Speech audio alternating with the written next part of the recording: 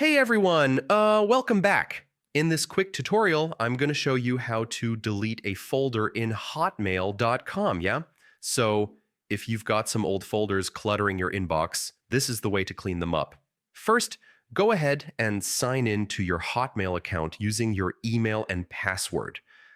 Make sure you're on the main inbox page after logging in. Next, take a look at your folder list on the left-hand side, scroll if needed, and find the folder you want to delete. Now hover your mouse over the folder and you'll see a small 3-dot menu icon appear. Click that, to open folder options. From the menu, select Delete. You'll get a confirmation message asking if you really want to remove it. Just confirm it and your folder will be deleted.